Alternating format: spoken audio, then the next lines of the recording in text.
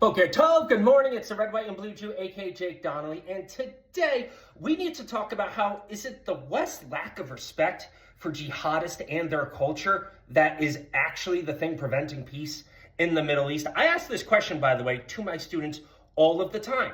Who respects jihadists and their cultures more? The people who believe the words that they say and the actions that they do, or the people that reject that? And I ask that question because this is actually what peace in the Middle East hinges upon. Do you respect jihadist culture? Do you respect the faith of people who believe in jihad? And when you look at people like Dave Smith, it kind of comes to light that they are the ones who sincerely do not respect their beliefs, who do not respect their culture, because he is an anti-war guy who at the same time will tell you that he understands why it is somebody would commit an act of genocide like on October 7th. It's because they are being quote unquote occupied. But then explain the Hebron massacre in 1929. Explain why all of the Arab armies came together to try and annihilate the nation state of Israel. And again, explain why Yasser Arafat rejected the best chance for peace in the Middle East with the Oslo Accords. If you respect them, you would understand why all of these things happened. But if you don't respect them, if you don't respect their culture, if you don't respect their beliefs because you come from a Western perspective,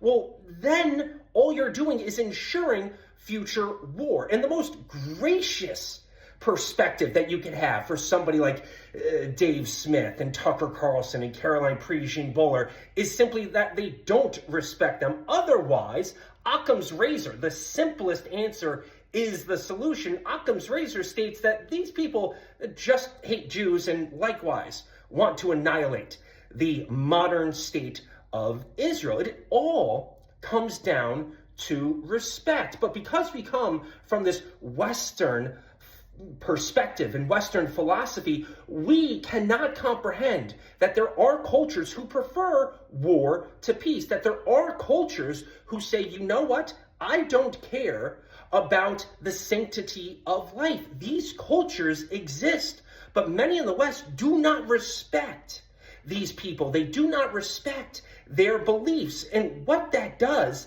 it doesn't just mean that they can't comprehend why wars happened in the past and why wars happen now.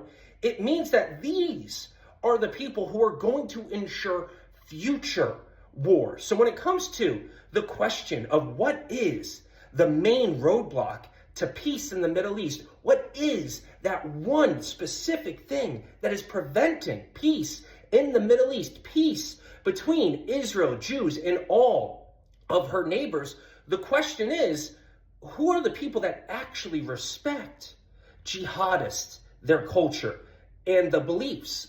People like me understand them. People like me know why there will be wars in the future when you look at the Palestinian Constitution draft that literally ensures future war because they claim that Jerusalem is the eternal capital of Palestine, despite history, archaeology, and religion, because it was first the Hebrews, then the Israelites, then the Jews that made Jerusalem holy, and then it was the Christians, and then more than half a century later, then it was for the Muslims and the religion of Islam. But I also respect that in their religion and in their culture and in their belief system, any land that was once theirs is theirs forever in perpetuity.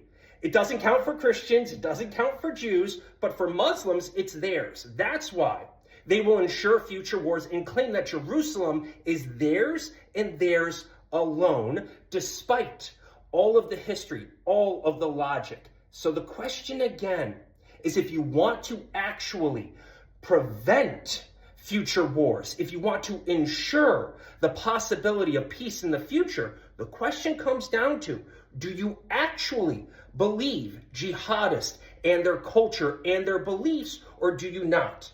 Because the sooner that you believe them, the sooner that you believe they want to murder all Jews and annihilate the state of Israel, which is what they say, the sooner, ironically, we are going to get to peace. This is the Red, White, and Blue Jew, aka Jake Donnelly, saying until next time, folks, see ya, and let's actually do the things that will bring about peace.